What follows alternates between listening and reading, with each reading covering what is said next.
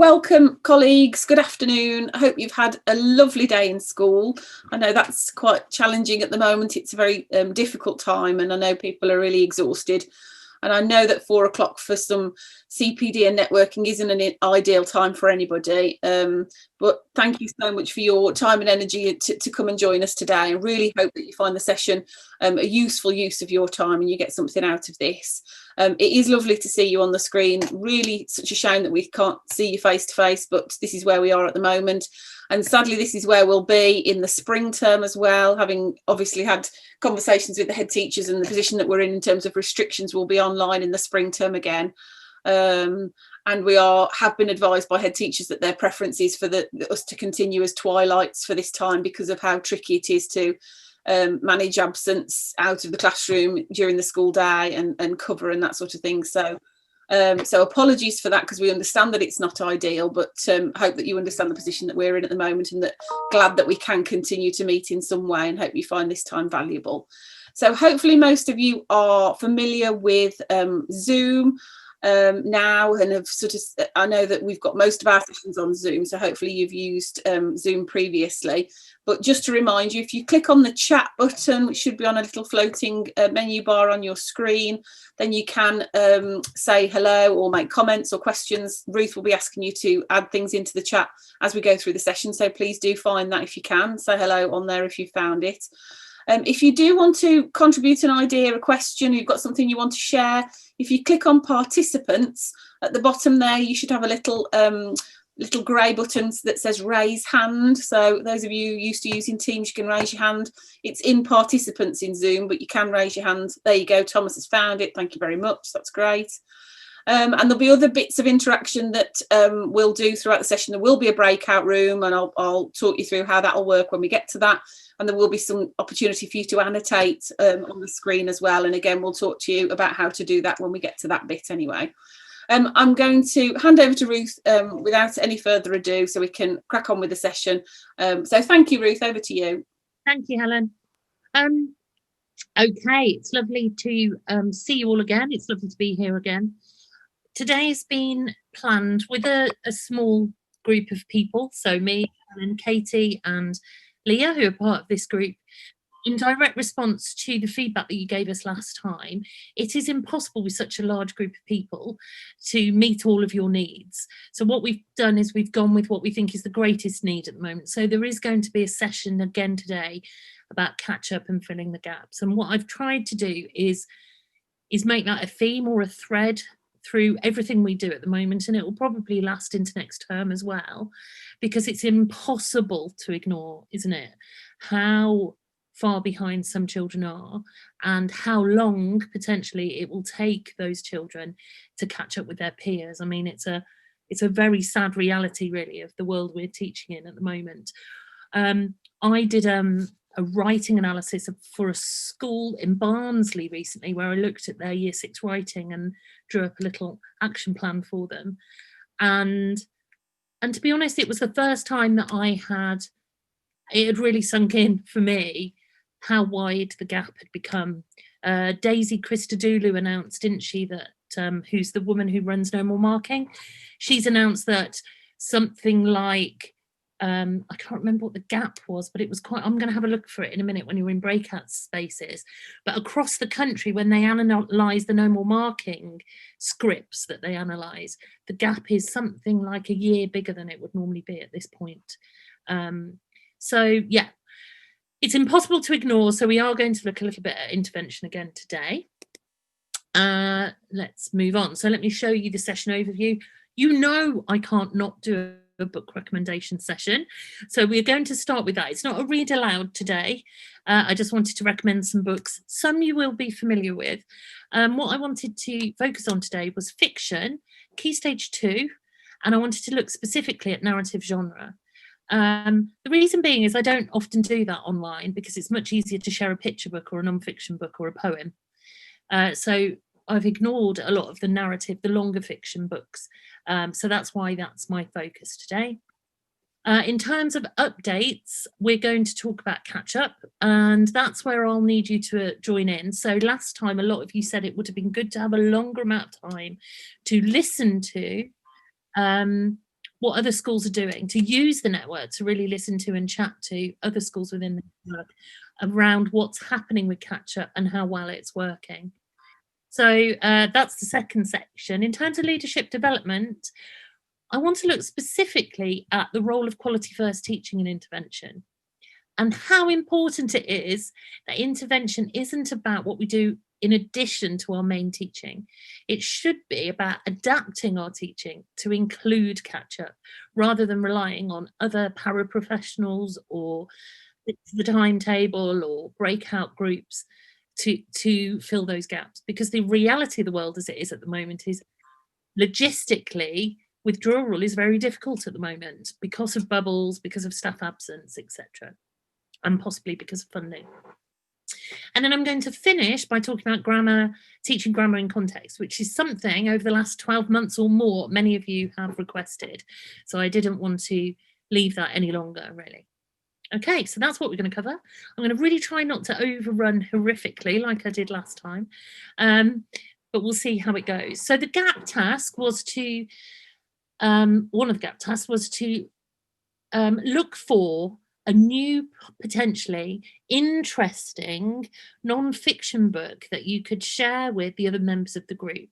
So not at the last meeting, but at the meeting in, I think it was May, I shared lots of non-fiction, and there's lots of non-fiction out there. There's all the shortlists, non-fiction shortlists are out there at the moment. And what I really want us to do is think about non-fiction as not linked to always linked to our broader curriculum, but actually as a way of enticing children into reading, a reading for pleasure tool. This is the book Balloon on the Moon. I can't remember if I Balloon to the Moon. I can't remember if I mentioned it last time. It's absolutely brilliant, but it's about the history of space flight all the way from the first hot air balloon to where we are now. It's done in a very retro way. It looks very 1950s. It's got all sorts of exciting bits and bobs in it. So what I'm going to ask you to do when I've made my fiction recommendations is I'm going to return to you all. We're all going to put our cameras on, and then I just want you to hold up the book, if you brought one with you, that you'd like to recommend, and be prepared to talk about it, because what I'll also do is maybe ask 2 or 3 of you just to say, this is the book I found and this is why I've chosen it. Okay. So book recommendations, I want to look specifically at genre. And it is really important that we make narrative genre a real part of the book talk we have with children. If it wasn't for narrative genre, no, that's the wrong way of phrasing it. It's children's knowledge of narrative genre that helps them become independent readers. It's because I discovered a love of comics that I became a reader. It's because some children discover fantasy novels that they become readers. So often knowing what you enjoy makes you a lifelong reader. And the problem is many children aren't aware of all these different genres, and they get either stuck in a rut or they never find the genre that suits them. So I'm going to go through 9 narrative genres, and I've got 1 book recommendation for each one. But to help it become a little bit more interactive today, what I've done is I've just written here the first line of the books. They're Key Stage 2. And all I want you to do is read the first lines of the books, look at the genres and think to yourself, now, out of those genres, which one would I prefer to read? Read the first paragraph, and then go to your annotate tool on your floating toolbar. And I just want you to put a little tick or a smiley face or a heart in the box. So you've got some stamps in your box, in the box of the book that you think you would most likely read, like that. So for those of you who haven't found it, the annotate buttons are, if you look, you should have at the top of your screen, you are viewing Ruth Baker-Leask's screen, and then view options with the little down arrow. If you click the down arrow, and then you'll see annotate there, and then that should bring up your list of stamp, draw, text. That's it. Got it. Fab. And once you've done that, if you're waiting for everyone else, you could put a different stamp. Let's say, oh, this is where Zoom lets me down. I lose my cursor at this point. A cross or a sad face, if there is one, for the book you're least likely to read. Oh, I like the stars. Lots of hearts for the crime. Oh, maybe not so much for the adventure story. Now, I would suggest this is quite a nice way of introducing children to new books as well. I see a lot of schools doing voting on book covers for stories that they would like read to them and things like that. Oh, definite big crosses on the historical one. Right then, guys, I'm going to reveal the books. Laurie and Max is the crime fiction. Oh my goodness, it's so good. Somebody bought it me for my birthday a couple of weeks ago. It's a dead short book and really good for reluctant readers or children who like Diary of a Wimpy Kid, things like that. It's funny. It made me laugh out loud and it's really familiar. I've got a feeling that Catherine O'Flynn was brought up in the West Midlands. I need to double check that fact, but that's what I was told. Brilliant for reading aloud, maybe to lower key stage 2, to really get children gripped into a story.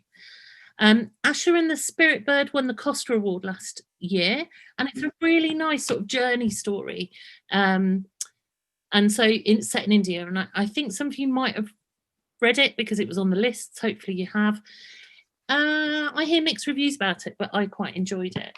The Armistice Runner, I think I've told you about. Tom Palmer, he writes football books, but this book is about a fell runner who finds the diary of her great-great-uncle, who used to be a runner between the trenches and the officers in the First World War on the battlefield. So it's historical, it's got flashbacks. Love that book. And I wouldn't read Tom Palmer's football books in a million years, but he is a good writer. Okay, let's go with the next one. I'm leaving my annotate tool well alone this time. So we've got classic fiction. So I'm calling that books written out for over 30 years ago, roughly. Sci-fi and dystopia short stories.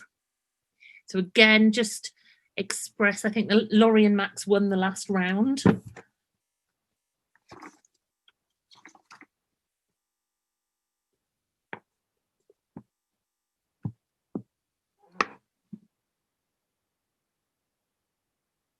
Oh, changed the mind.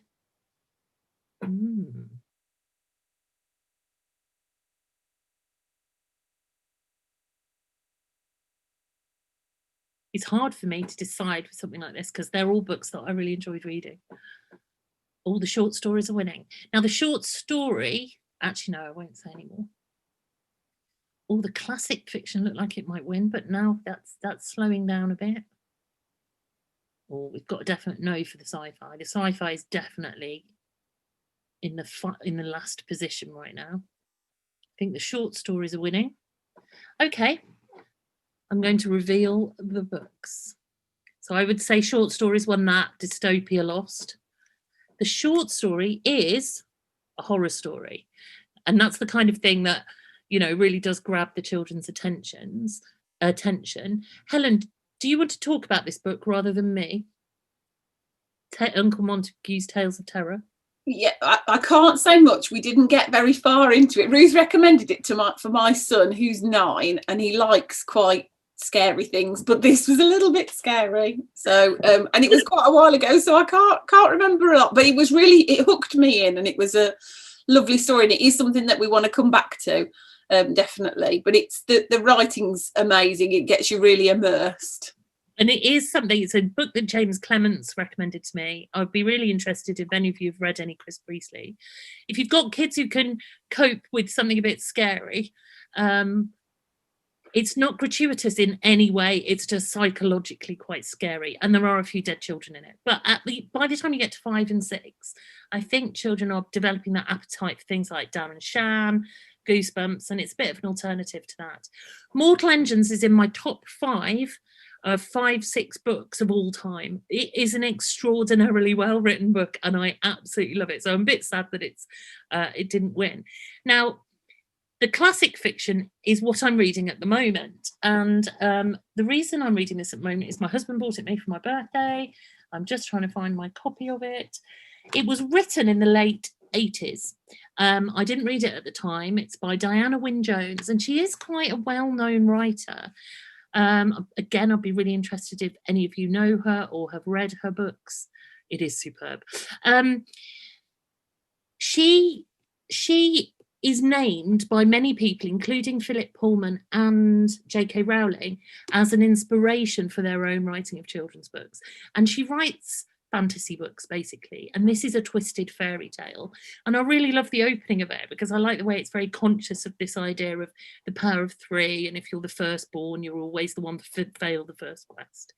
It's also been made into an anime film through Studio Ghibli. So if, like me, you're a fan of Studio Ghibli, it's also a film version of that book. Okay, last one. So we've got mystery, fantasy, and humour.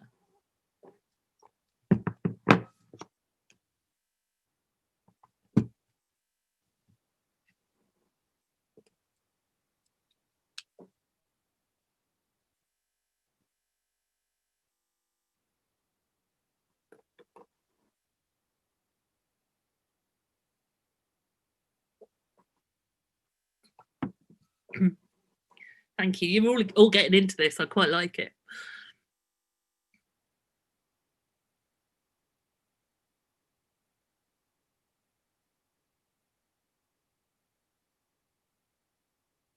I'll give you 15 seconds and I'll reveal the books.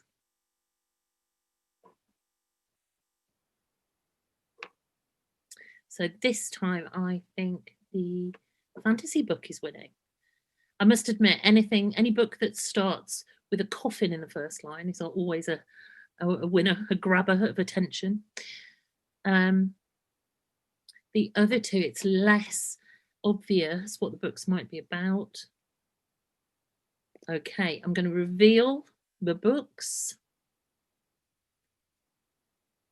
So, holds, we do it inside out, don't we, in year 6, over and over again, particularly good for your more able year 6. But I absolutely love Fuzzy Mud. If you haven't read it, it came out 4 or 5 years ago, maybe. It's obviously, 4 years ago, 2016. 2015. So obviously it's an American set in America, but it's a proper mystery story, and it's also borderline sci-fi. And it's not a pandemic as such, but it's about this manufactured organism that gets out into the environment and starts creating this thing called fuzzy mud, which isn't very nice stuff. And it's about some children that come into contact with fuzzy mud. And yeah, it's just really gripping, really short. Again, very good for more reluctant readers. I've put Nevermore there because I remember people telling me about this book when it came out 3 years ago, maybe 4 years ago. And I looked at the front cover and thought, yeah, it doesn't look very good. It's brilliant. So if you've got kids who are Harry Potter fans, really like those alternative words, very, very sort of magical, well-constructed, a really pacey story, Nevermore is fantastic. I love these books. And then Bad Nana just had me howling from start to finish. I'd definitely say year 2, sort of more fluent readers by the end of year 2 and year 3 children would love this. And it's written from a girl's perspective. It's again more familiar to children than maybe things like Diary of a Wimpy Kid now, but it is written in that very engaging style with cartoon pictures.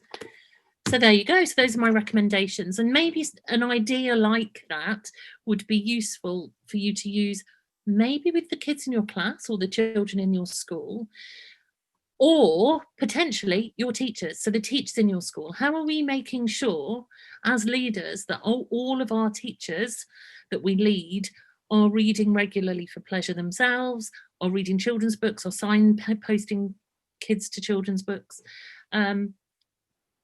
This virtual world, I would actually ask you that question if I could, but that might be a nice way of doing it. So what I'd like you to do now, we haven't got everybody's camera on. We've got loads of cameras turned off. Maybe it's because I asked you to hold up your books. I don't know. But if you have bought a non-fiction book and you want to hold it up, I'd be really grateful. And if you want to put your hand up to talk about any of your non-fiction books, that would be great too. Oh, Ruth, I love that book. Helen, that is so zeitgeisty. Who have we got? Above, below. Above, below looks intriguing. All of these look brilliant. Now, I know A Planet Full of Plastic, Planet SOS, Undefeated. They've all been shortlisted for this year's UKLA Award. Keep them held up for a minute. And just so everybody can just take a little note of the titles or any books that they're interested in. And is there anybody, either virtual hand or real hand, anybody who wants to talk about them? Helen, that would be great if you can talk about yours. Is there anybody else? I really want Vicky to talk about yucky worms. Vicky, are you all right talking about yucky worms? Great, because I've heard about that book, but I don't know it, so I'm just being selfish. If we kick off with Helen then, thank you for bringing those books along. Helen, tell us about Planet SOS. This is a book that had been donated by some parents from Year 6 last year. They gave us quite a few books that were on that list that you put on the PowerPoint last time. It's got a very engaging style, kind of strong, bold colours, really simple graphics. And what I loved about the concept of this is it talks all about environmental disasters and pollution and things, but each one is a monster or a beast. So it presents them as like mythical creatures. And at the beginning, it talks about, well, it has the chapter list has got all the names of all of the different creatures. So the oil spillathan, or the placan, or the e-waste golem, trash Kong, the noisy bird. And it talks about our planet being in danger and how it's been threatened by all the monsters in it that are causing chaos and destruction. So it's down to the humans to defeat the beasts, like we have in myths and stories from the past. And another thing I really liked about this is that for each creature there is a card, so it kind of little bit Pokemon trading game card style, which I know my son would love this actually. It has the creature on, it has its I wouldn't call them special abilities, but how you would defeat them, things that they're feeding on, and what you need to do to defeat the creature. And it has all those symbols that you've then got a key to try and work out what makes that monster stronger and how you can defeat it. And then each one comes with a little story about that creature. I am all-seeing, all-knowing ozone serpent. I glide around your planet, nibbling on your delicious ozone layer. So I thought that was really fun and really very visually attractive. But I like that element of like the trading game element as well, that the children might engage with that idea of trying to work out what all the symbols mean and which was the most powerful creature. You just have to make sure that you pull that back to these are bad, not these are good things. Yeah, that's brilliant. Thank you. So I was part of the shortlist panel for that UKLA award. And when that book was discussed, so it was one of the ones I was given to read, out of a panel of about 12 of us, I was the only person that said, I don't really get it. I don't think kids will get this book. And I was completely overruled. And I'm really glad I was completely overruled. And I think the reason I felt uncomfortable about it at the time, and I don't agree with myself anymore, I think I was wrong, is that it removed the children from the issue too much for me. And I was like, oh, they're just going to see these issues as monsters, like they've turned a frightening reality into fantasy, and you know that's going to be difficult for some children, particularly more logical minded children. But actually I think it's an incredibly clever concept. It's a brilliant book, and I like you, Helen, I would recommend it hands down. Thank you for that. That's fab. Maybe your explanation has turned me even more to, I'm going to get it out in a minute and read it again. Vicky, thank you for me making you volunteer. I was going to put my hand up, really. Yeah. So I've brought along Yucky Worms by Vivian French. I've used this in early years, but I would say this is good for Key Stage 1 as well. Well, actually, any children that like to go out and get their hands dirty is brilliant. And it's called actually a nature storybook rather than a non-fiction book, but I would actually say this is a non-fiction book. It starts off as a story with a little boy who goes to visit his grandma, and she loves gardening. She's got her lovely garden, and she digs up a worm, and he doesn't like it. He says yuck, and it's a story about her explaining how brilliant worms are for gardeners and your vegetables and everything like that. But if you can see, it's a story, but then here there's like descriptions, fantastic vocabulary for children, which they can then go and explore in school, in their own gardens, at home, little side bits there. And then when you get to the very end, you know, my children, we made a wormery, we dug up worms. They were so fascinated by it. And in the end, they learn worms about how to be a wormologist. And then there's experiments and things to look out for. And, you know, you can introduce them to the indexes and glossaries and things like that. But for younger children, this is just fantastic. I can't recommend it highly enough. We're a forest school as well, but it doesn't matter if you're a forest school or not. Just having the access to the nature and worms is brilliant. I love it. Thank you. I've just realised what this session is. This session is you lot getting revenge on me because I'm now making a list of books I'm going to go and buy, which is, I know it's normally the other way around. We've probably got time for one more if there's anybody else that wants to talk about their book. If not, don't worry. Tell us now or forever hold your peace. Well, then thank you for bringing those along. I think it's actually really useful to share, even if it's quite limited online, the sorts of things you're practically using in class, because obviously I don't necessarily have that level of experience when it comes to literature, children's literature. So yeah, thank you very much indeed. We put people in the chat as well, just to draw people's attention to, not for now, but people sorry. can look at what people are recommending. No, that's a really good idea. I forgot. Juggling so many Some things. people can't bring books out because of can't take them out of school and that sort of thing. So there's a few. No, they're not in school, that's fine.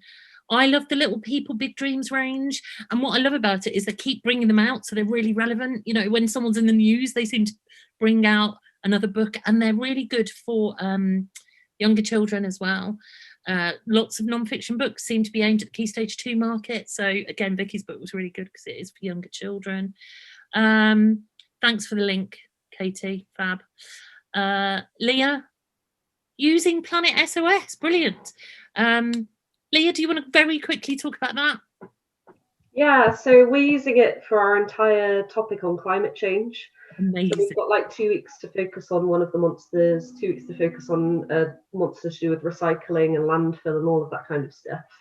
And as part of that, the children are creating their own monster to kind of defeat the bad monsters from the book. So they're creating their own double page with an illustration and a little non-fiction section about their monster to defeat the ones that are taking over the world.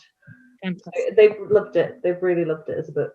And I really recommend, and I know it's money and budgets and all the rest of it, but the point is with these current books that I'm asking you to go out and find or talk about or explore with us, they're written for today's kids. They're not written for the kids that were, you know, knocking around 20 years ago. And that book is clearly written to really grab children's interests at this moment in time. So yeah, Egypt Magnified, Where's Wally? That's really good, that connection, finding those books. I did have mine, I didn't hold mine up. Finding those books that link to other books to grab children. This is called Brain Fizzing Facts. It didn't make the shortlist, even though I argued for it. And the reason I like it is it looks a bit like Diary of a Wimpy Kid. It's got that same sort of feel, but it's written by a doctor with a real interest in science. So the quality of the writing in it is fantastic. I've learned so much from this book. It's unbelievable. And it's just a book of facts. And you know you've got kids in your class who could get lost in a book like this in the corner of the classroom. So that was my recommendation. Brain Fizzing Facts by Dr. Emily Grossman. Yeah, thank you, Holly. I'm going to follow Rosemary Carr. Brilliant. So thank you everybody for your comments.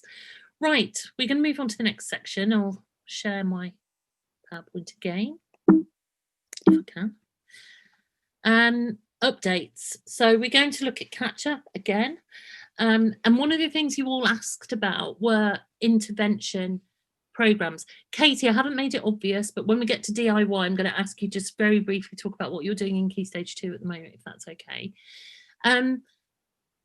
We know that some of you are able to access funding for intervention. We know it's a massive priority across the country. We're going to go into a breakout space shortly to talk about what you're doing, because everybody said we really want to learn from each other at the moment and what's working. In terms of what interventions are out there that are proven to work, particularly in the kind of climate we're in at the moment, there isn't very much, to be honest. The National Tutoring Programme is now live, which obviously schools can access.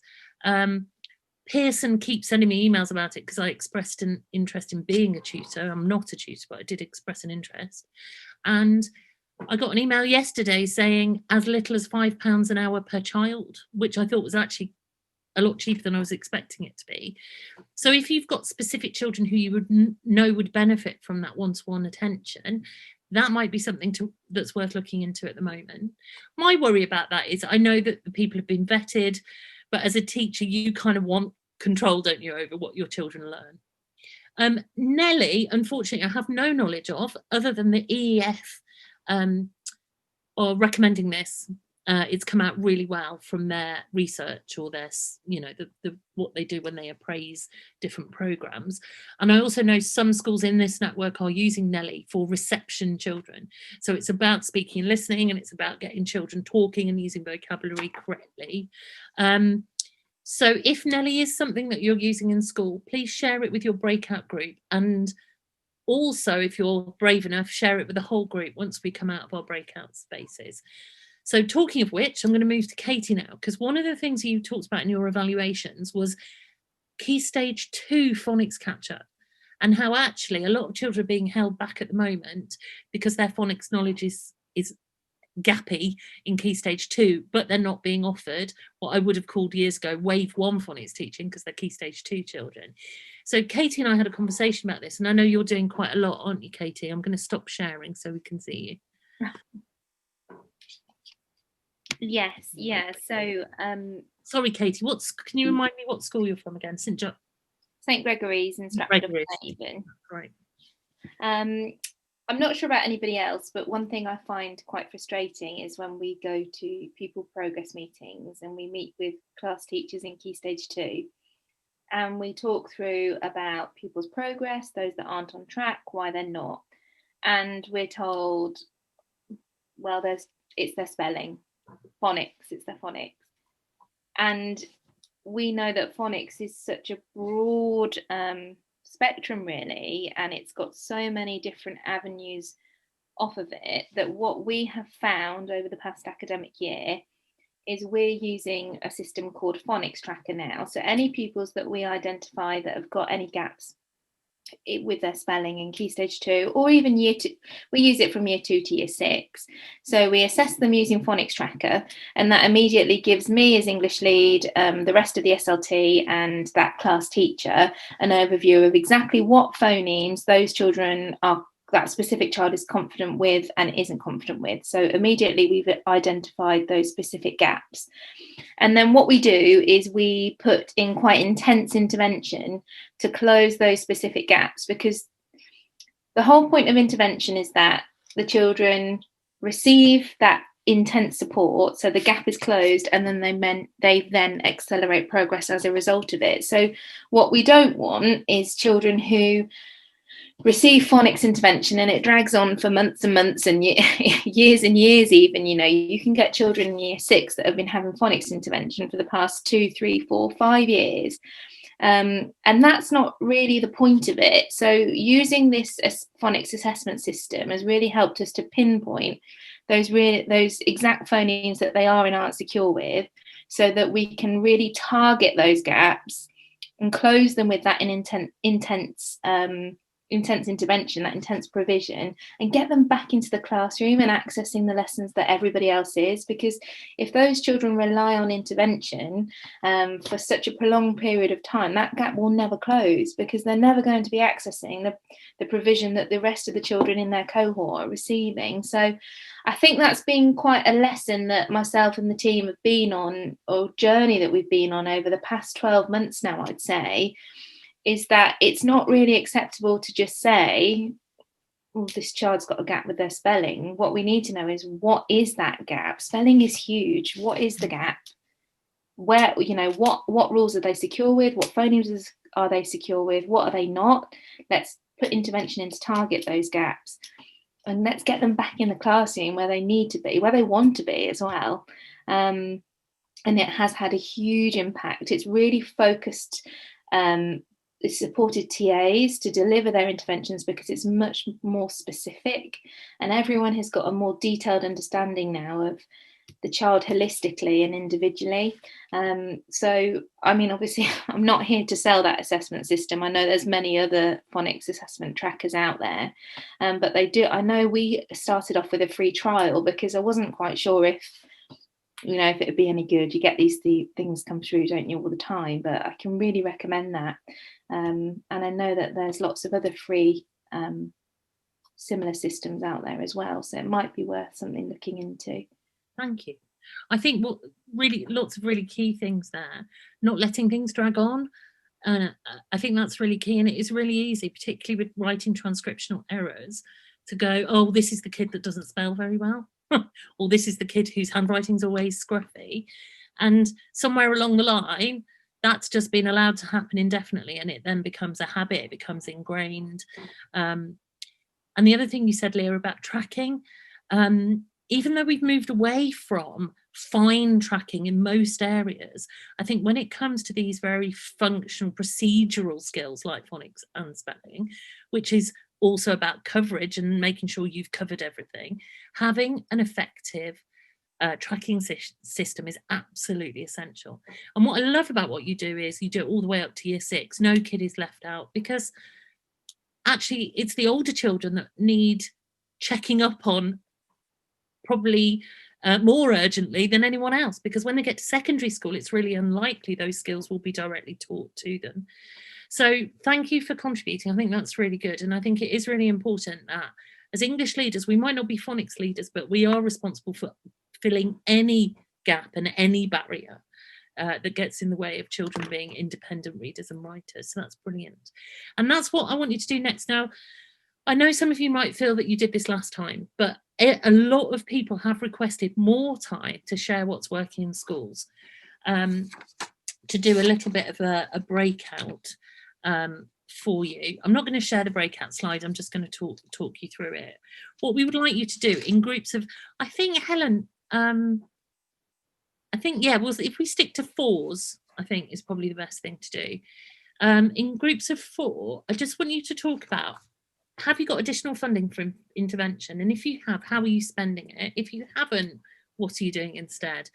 And how effective, so we're almost into December, how effective have your intervention strategies in terms of gap filling been so far? Obviously, there was directives from the DFE around the fact that schools should be adapting their curriculums this term in order to meet the children's needs. So that's what we want you to talk about, and be willing to feedback if you can.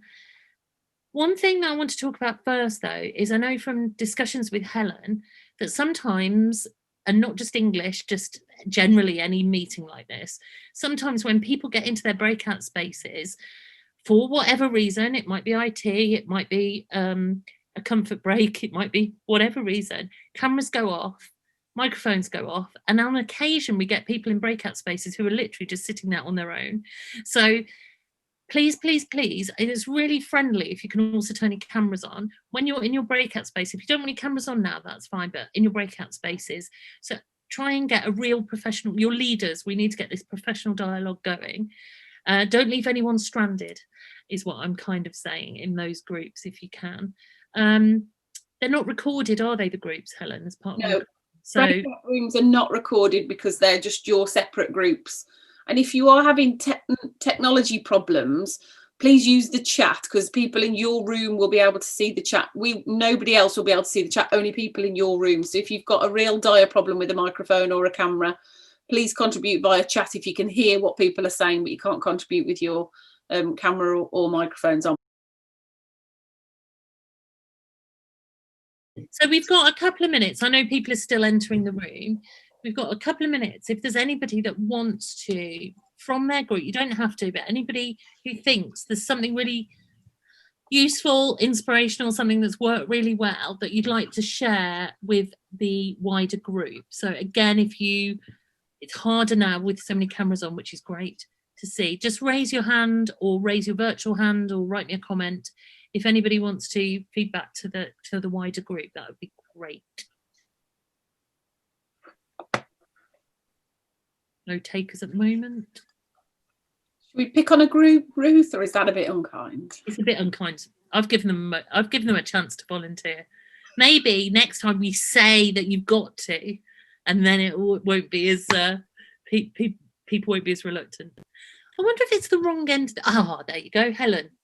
Oh, Helen, before you say anything, whilst you're unmuting yourself, Katie, I called you Leah.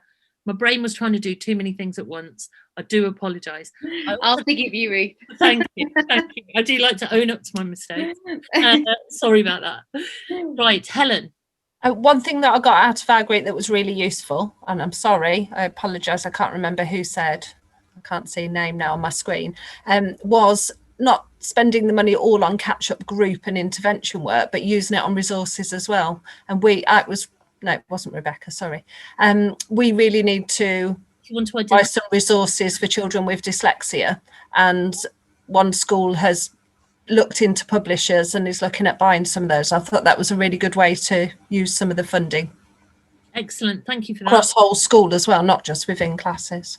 And also it's sustainable, isn't it? If they're good resources, you're going to use them beyond this situation. Vicky, do you want to? Yeah, I'm sorry, ours wasn't very inspirational, but probably more realistic in that we are using our resources that we've got, our teaching assistants and quality first teaching, which is us. However, if you've got a series of classes going out, staff going out, individual children going out, filling the gaps becomes nigh on impossible on a weekly basis. And I don't know where the government are coming from saying that we have to fill the gaps when you don't know who's going to be in your classroom from one day to the next. And it's not very inspirational, but maybe realistic. Yeah, I couldn't agree with you more. And what I found with my support of schools is I'm trying really desperately to tell head teachers not to be doing lesson observations, not to be doing book scrutinies, because we do not live in an equitable world at the moment. You've got some kids that have been in school for a week, some kids that have been in school for the whole term, some teachers who've been in and out of class, some TAs who are off all the time. Really hard to get hold of supply teachers. And I think that's a really good point to make, Vicky, that actually just stabilising the status quo might be the best way of giving teachers the opportunity to fill the gaps through quality first teaching, rather than doing anything too fancy. And actually, I'm working with Gateway at the moment and a consortium of schools. Are they part of the English network, Helen? The consortium. Sorry, you're on mute. Sorry, yeah, some of them will be, I'm sure. To provide the schools with training for TAs. So one of the things that I think is a really good idea is to spend your money on CPD, because that doesn't disappear, does it? That stays, and that can be useful afterwards. And we're going to talk about this now, actually, just very briefly, that what we can't abandon during these terrible times is upskilling teachers and paraprofessionals to do the best job they possibly can. I think you as a teacher, you are the best resource a school has, and we shouldn't be abandoning CPD programs, which is why I'm so really, really pleased you're here today, because all the research points to the fact that it's the children with the best teachers that do the best. And I know that sounds obvious, but if we haven't got time to train our NQTs properly, who have missed half of their training program in the first place, then we're going to end up with some very de-skilled teachers in our classrooms, for example. Thank you for that. I think that's great. I'm going to move on just because I know what will happen. I won't move on. I'll have to rush the ending. You've all been there with me before. So I'm going to share my screen again. Very quickly, just to wind this session up, I wanted to just highlight, and I'm sure a lot of you have seen this, the EEF COVID-19 support guide. Oh, I need to present, don't I? Which highlights these things. So this was written before the schools came back, but this idea that ensuring every teacher is supported and prepared to meet the needs of the pupils, this, you know, this is what the EF is saying schools need to do: support their teachers, train their teachers, provide opportunities for professional development, and ensure teachers have the training and support to adjust to these changes is going to make the biggest difference in terms of children's outcomes. And unfortunately, what a lot of schools are looking for is a silver bullet or an intervention or the magic formula for making these gaps go away. And just like if you were poorly, the best thing is somebody who knows what they're doing, who knows what medicines to provide you with. It's that, you know, the doctor's prescription is more important than just, you know, buying something on the internet that might kill you. This is, I do not know where this metaphor is going, Helen. You might want to cut this bit out. But you know what I mean? It's you that's the resource, and it's your teachers that resource, and that's where the investment, not all of it, but that's where some of the investment should be going. So I just thought I'd flag that up. The EF is saying it. The DEFE are talking vaguely about, you know, upskilling teachers. So great, thank you. I just wanted to flag that up just to round off that session. My slides were a bit out of order. Okay, so the final session today is leadership development, and we've got half an hour for this. So I'm going to split it up into a short session on spelling and phonics. Well, no, spelling, sorry. Simply because so many of you asked for something around spelling.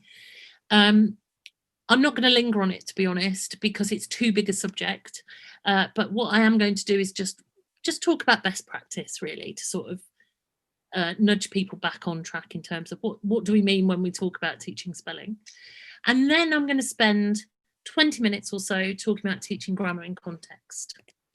So, self-evaluation. These are just some questions I want you to ask yourselves about spelling and phonics. Do the teachers, so just imagine, let yourself imagine and visualise the teachers in your school. Do teachers know what the spelling issues are? And Katie, you said it so well. Spelling isn't the issue. Spelling is too big to be the issue. There will be certain issues within spelling that are stopping children spelling well. And it could be confusion over phoning, grapheme, correspondence. It could be they've missed Key Stage 1 spelling rule. It could be that they're not visual learners and they haven't got the spelling strategies to remember words visually, so spelling tests aren't working for them, look, say, cover, work, check isn't working for them. Do teachers actually know what the issues are? And I really recommend doing an in-depth spelling analysis. You could do a dictation, you could look at the children's writing, something that gives you a clear idea and gives your teachers a clear idea of what the issues are. This is just really reiterating what Katie said. What systems have you got in place for tracking coverage and progress in spelling? No question mark, never mind. Do teachers understand and implement the school's scheme effectively? So in my experience over the years, some schools will jump from one spelling scheme to the next because they say that it doesn't work, it's not making a difference, we need a better scheme. What it normally is that teachers don't have the subject knowledge to deliver the scheme consistently. And just like phonics, it isn't the scheme that's at fault necessarily, it's the delivery. So do you know if your teachers have the subject knowledge in terms of teaching spelling and phonics to deliver any scheme well? Is there enough time in the timetable to cover everything, including the missing skills and knowledge that the children need? And this is why last time I talked a lot about dictation, because through dictation you can teach multiple transcriptional skills all at one time. And just like I mentioned last time, are transcriptional skills and compositional skills treated as two different beasts? Now, this is a slide from the spelling session that I delivered to you in June 2019, which was a subject knowledge session. Some of you won't have been at that network meeting, I appreciate, but we did do quite a long session on spelling in June last year. So in your feedback, if you feel it would be useful to have more input on spelling, there are ways of doing that, either with someone doing it directly with your school. I could put on an additional spelling subject knowledge session, potentially, if you were interested in that, or I could devise a PowerPoint you could deliver to your teachers, because I recognise there is a real lack of knowledge of how to teach spelling in schools at the moment. These are the hints and tips I left you with in June 2019 regarding the best practice teaching and spelling.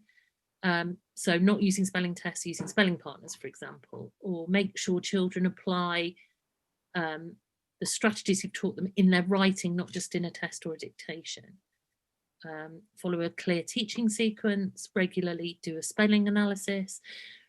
These 5 and 6 are really important to me. Have a go books on the table for the children that are there every lesson in the middle of the table, or a big pile of scrap paper, so that children, when they're trying to work out what the correct spelling is, they just grab a piece of scrap paper and they have a go before they write it in their books. Even if they're drafting, it's a useful thing to do. It's what we do, so we should be letting children do the same thing. And then a lot of people do this, especially if you do no nonsense spelling. If children know that they've spelt the word wrongly, they should, in their drafting, they should put a wiggly line under it, because then that shows you that conscious misspelt word, so that the child's aware that they need help with that word. And then all the words they misspell and they haven't put wiggly lines under, you know, are massive misconceptions, and you need to revisit it in your teaching. And make sure children know what spelling strategies suit them. I mean, I talk about this endlessly. It's getting, in my head, it feels that I'm never going to stop having to talk about this idea that every speller is unique almost, that look, say cover, right, check might work for you, but it absolutely doesn't work for me. Because my spelling was really weak when I was younger, I discovered too late in life that I love a mnemonic. I can't see words in my head, but if you teach me a song or a rhyme or something silly to remind me of a spelling, it stays in my head forever. So we really need to know the kinds of spellers we've got. And I'm sure as practitioners you do that, but are your teachers aware that that's important? So I've rushed through that, but when we did the planning session,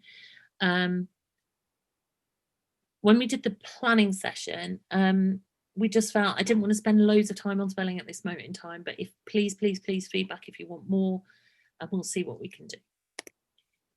I've included, but I'm not going to talk it through, that's the sequence for teaching spelling that we talked about before in the previous slide that I shared with you in June last year. It's no different from the teaching sequence for any subject. So when you're teaching spelling, one discrete lesson on a rule will never be enough. We need to do investigations, we need to give children time to practice, we need to give children time to apply spelling. So teaching it discreetly might be the start of the process, but then you need to make sure those opportunities through that sequence are available to the children.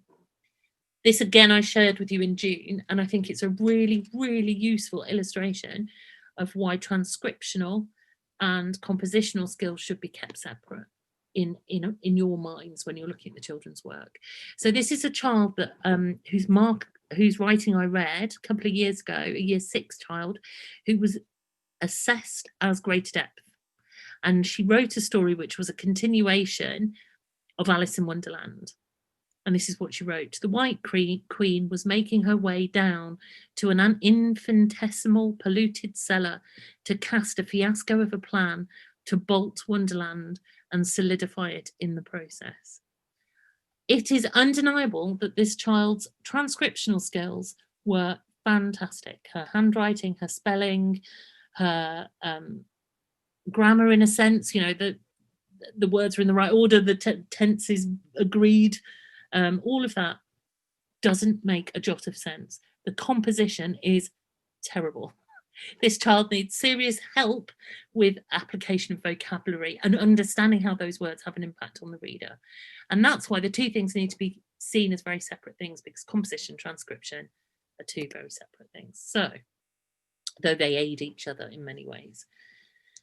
Okay, like I said, I was going to rush through that. There's a bit of to move to a bit of audience participation.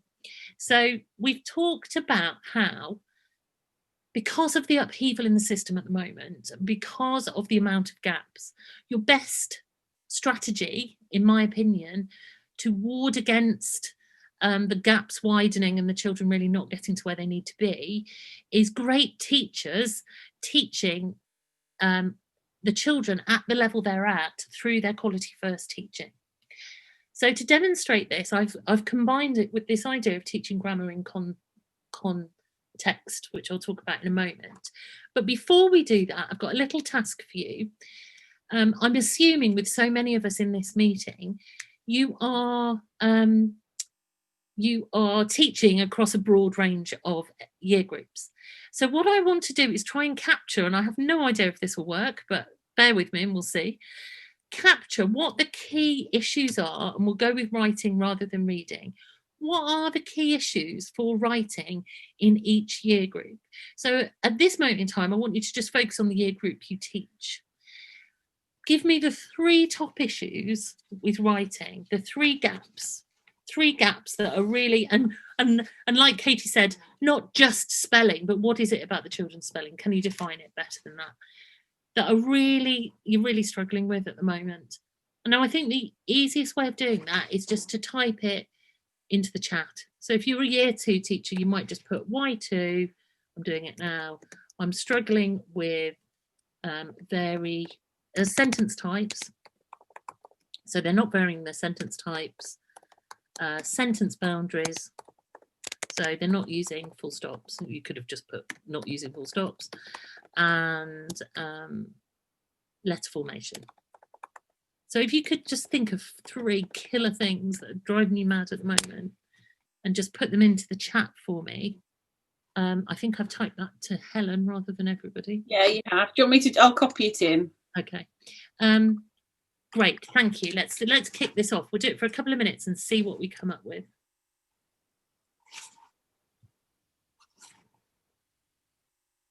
So we've got independent writing. Oh, that's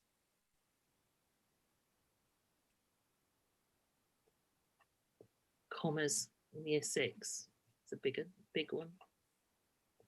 Letter formation, commas, splicing. Oh, that year 6 one is exactly what I found recently. This idea that they've got lots to express, but they have got a really limited range of skills. Tenses not agreeing, so that idea of standard English, homophones coming out all the time. It's interesting, until we get to 5 and 6, it's mainly transcriptional things. Contractions, that was year 6 again. Lots of you are year 6 teachers. Not varying sentence starts, composing narrative but not using punctuation, so stream of consciousness writing maybe. Helen, when we finish the meeting, what I'm planning to do with this is just make a sort of summary of it, capture it from the chat. You can do that, can't you? Download. Absolutely, yeah, no problem. So we seem to have a lot of year 1 and year 6 teachers, which is quite interesting. Year 3, past participles, great. Remembering capital letters, full stops, suffixes, and actually variety of vocabulary. You know, everybody's vocabulary seems to have shrunk dramatically. Whole school stamina, absolutely. Stamina for writing, the fact that it might hurt, the fact that we can't sustain writing. Went, so common exception words from Key Stage 1 in Key Stage 2. Homophones, so still a lot of transcriptional stuff.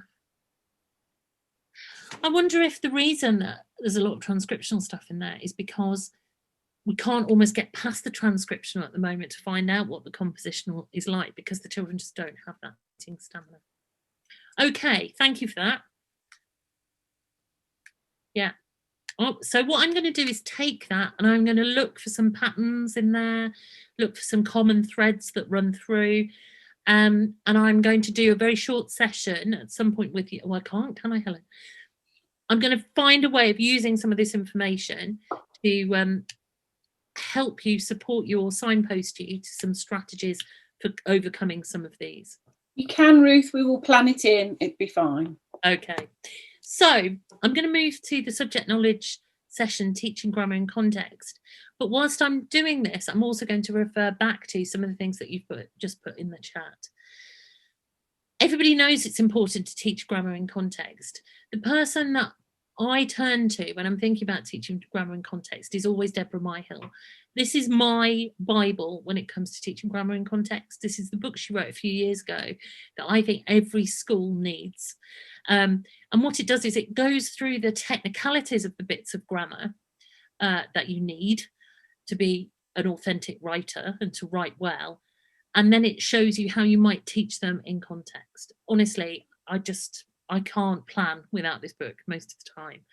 Now, we haven't got enough time this evening to do what we could have done, which is listen to Deborah Myhill talk. She's extraordinary. Back in 2016, she ran a session at our English conference, the Gateway English Conference, and some of you might have been there, about the best ways of teaching grammar in context.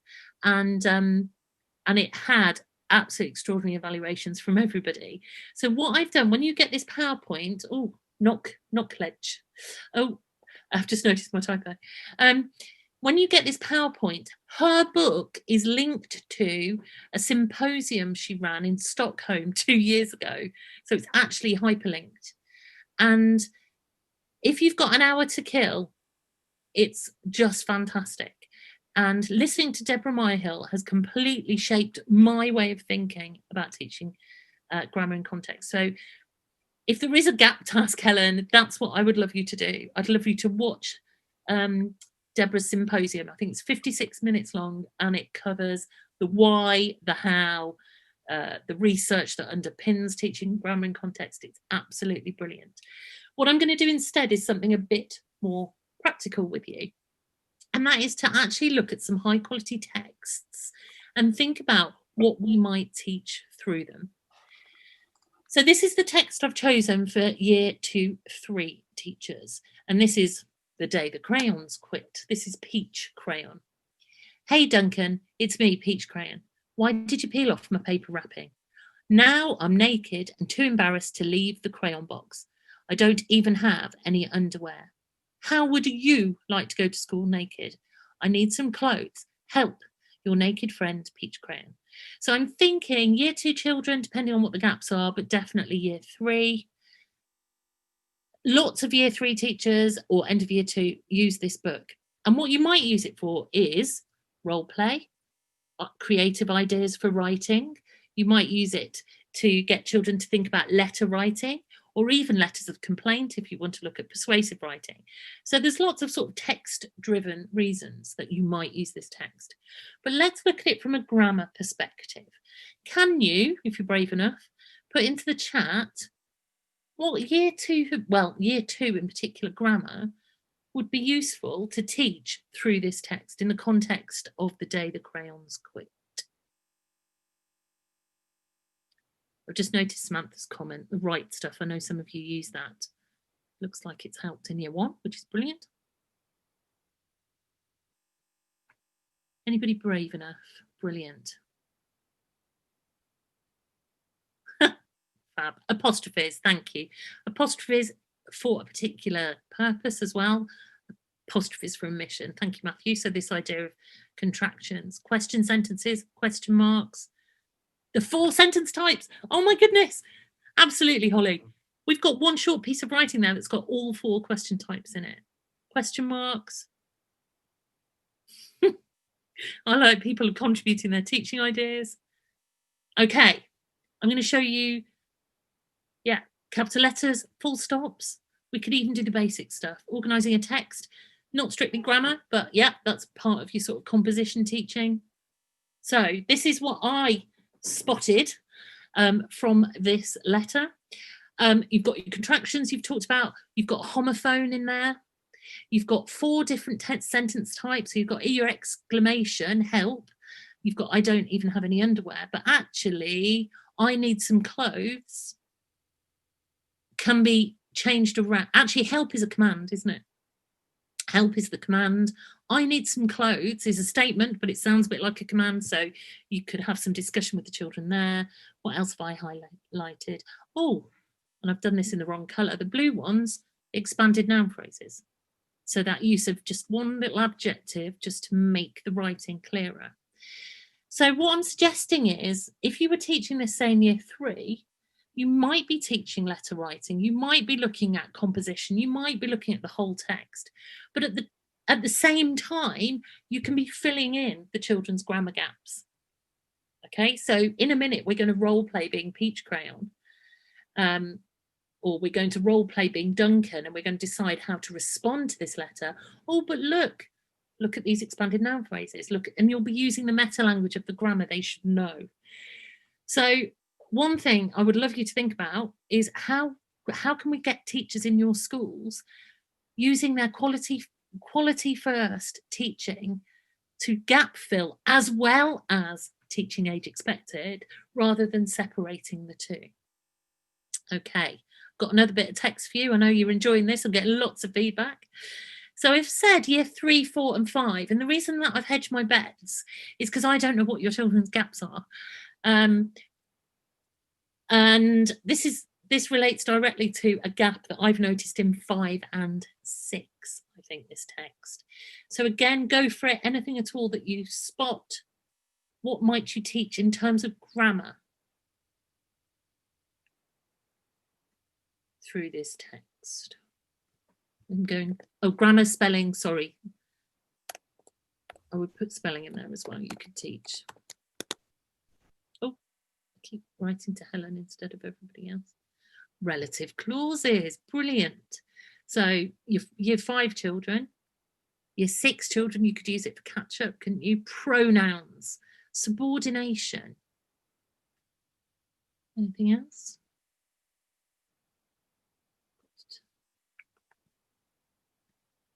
Short and long sentences, brilliant. Tenses, consistency of tenses. You've got lots of ed endings as well.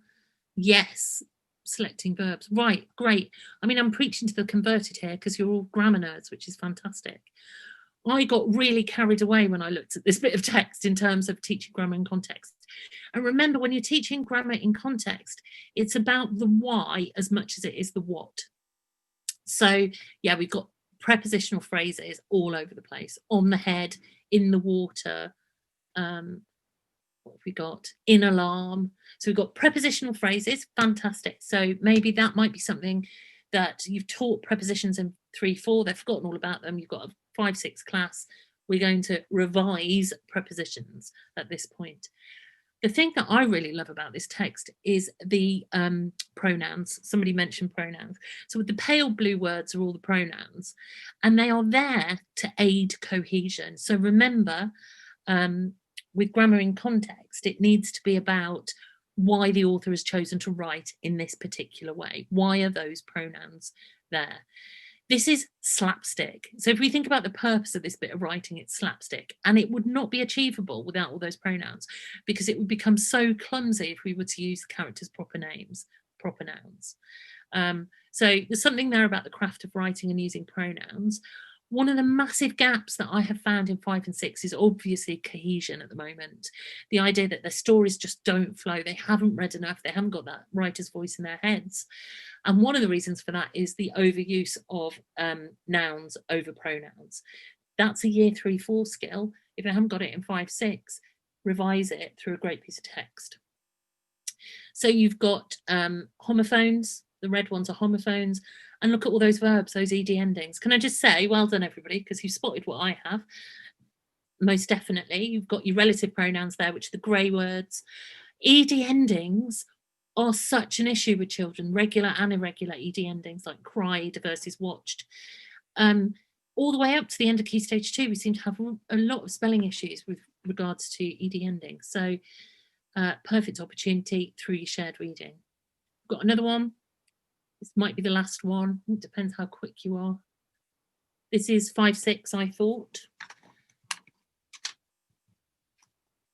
Think about what gaps might need filling, but also what you might teach anyway, which is at a year 5, 6 level. There's less in this, I think. This is, oh, sorry, I didn't tell you what it was. The last one, I didn't tell you what the text was from. The last one was The Firework Maker's Daughter. This is Danny, Champion of the World. So I've gone old and gold tonight.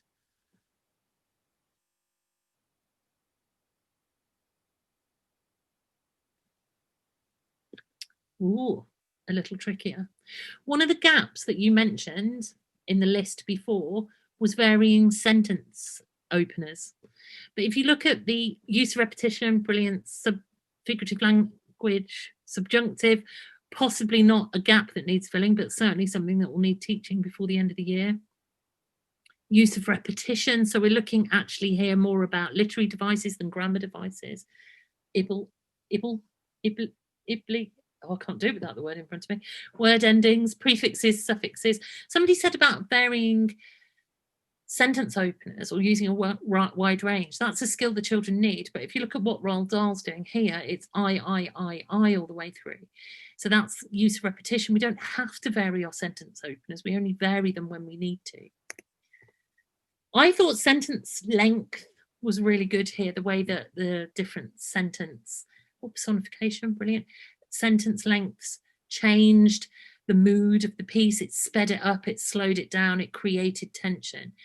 I just think all were listening, even the silence was listening to silence. It's such an amazing construction. Okay, I'm going to do one. No, I'm not. This is Letters to the Lighthouse. I'm just keeping an eye on the time again.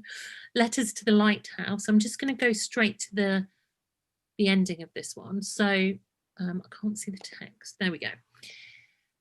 This is a fantastic little passage from Letters to the Lighthouse. And basically she's describing a bomb going off and the main character sort of experiencing the blitz, essentially. The green bits are adverbials. Forwards onto my knees. So this is a bomb going off. A terrific whomp pitched me forward onto my knees. I turned around and heard, I think it's crashing, I can't quite see that bit on my screen, sounds as windows bent inwards. How did they bend? They bent inwards. Something heavy was falling nearby. So at the point of the description where there's lots of action, you've got all these adverbials, but then when she's describing, it becomes much more sort of visual in the way she describes things. So she starts using expanded noun phrases and similes in the next paragraph to describe the devastation after the bomb, like a heap of smoking rubble, or everything was soaked like a downpour.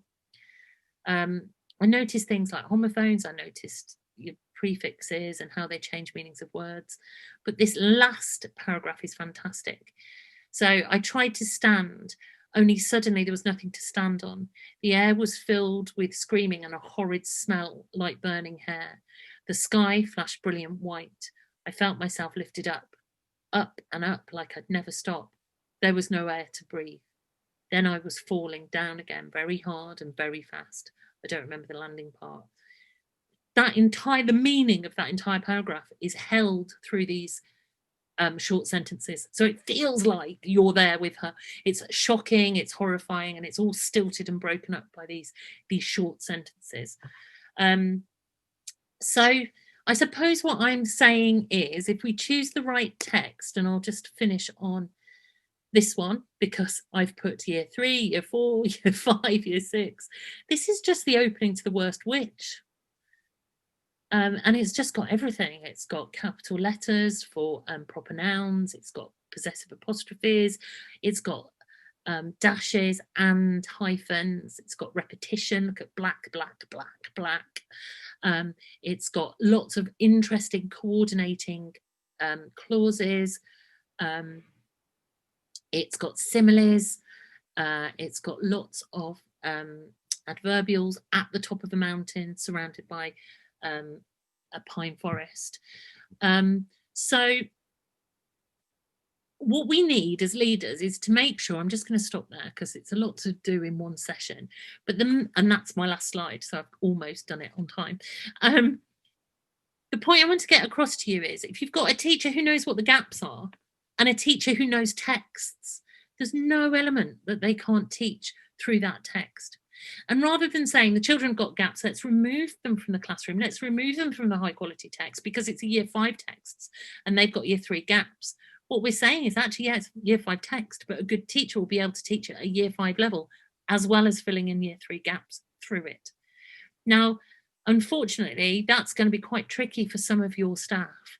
So it's a bit of a responsibility of yours, really, to make sure teachers have got the right text and are aware of the gaps that they're filling through that text before we even consider what intervention they might need to do, what additional intervention they might need to do.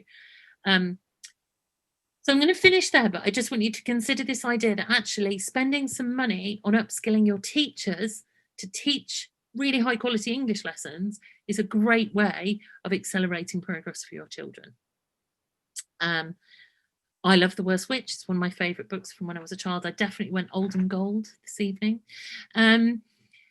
So I'm going to finish there. I'm going to hand back to Helen because she wants to talk really quickly about the conference before you all disappear. So I know you've all got to go, but I think Helen's just going to say a couple of words about the conference. Absolutely. I'm going to post the feedback link into the chat as well, because as you can see, the sessions are really based on your feedback, and if we don't have your feedback, then we can't make these relevant and useful for you. So please do click on the link, and then it'll hopefully be still on your computer screen somewhere when you leave the meeting, so you can complete that before you go off and carry on with whatever you're doing this evening. But yeah, in terms of the conference, obviously we are in conversation with CLP, who we had booked to come and lead our full day English conference in the spring. Sadly, obviously that was due to be face-to-face. Sadly, that won't be face-to-face. And as I said at the beginning of the meeting, the heads have now asked me to concentrate mainly our provision as twilight sessions for the spring term to support in terms of schools not having to cover with the issues that presents in terms of staff absence and bubbles and what have you. So I'm sure you can understand that, although obviously I'm sure that you like us don't feel that will be the most productive that it could have been. But myself and Ruth will be speaking to CLP. We've got a meeting with them. I think it's next week now, to plan how we can still ensure that we get that input that we were going to have, whether that will be spread out into 1 or 2 or maybe more twilights in the spring term, whether we'll keep some of that to the summer term and we will have a session led by Ruth filling some of the gaps or some of the things that you're sharing today. We'll look at the plan based on your feedback. So please do give us your feedback in terms of what you want us to focus on, and we'll make sure you do get the CLPE input, but it won't be as it is, as it was programmed at the beginning of the year. As soon as we've spoken to them and we have got a clear plan, which will be before Christmas, 100%, we'll email you all and let you know what's to come and how and when it will be happening. So watch this space, but it will be here. And as I say, Ruth will be guiding how that looks to make sure it meets your needs as best we can. So thank you. And thank you to Ruth for today. Another great session. I'm hoping that you found that really, really useful, all of the different aspects of that. If you feel that something's gone particularly well and you want us to work in that way again, then please do let us know. If there are any gaps that we still, you'd like to look at, then please do let us know that in the feedback. The hardest thing, as always, is fitting everything into such a short amount of time. Mm-hmm. But just keep feeding back, be honest. We're happy for honest feedback, aren't we? Absolutely. So thank you, colleagues, for joining us. Thank you, Ruth, and we will see you in the spring, and we will confirm when and where that will be as soon as we can. So thank you. Yeah, thanks, and look after yourselves and have a good Christmas. Oh no, I couldn't bear to bring myself to say it, but have a good Christmas. Thanks, everyone. Thank you. Around for a couple of minutes if you need to ask me a question before you go. That's no problem.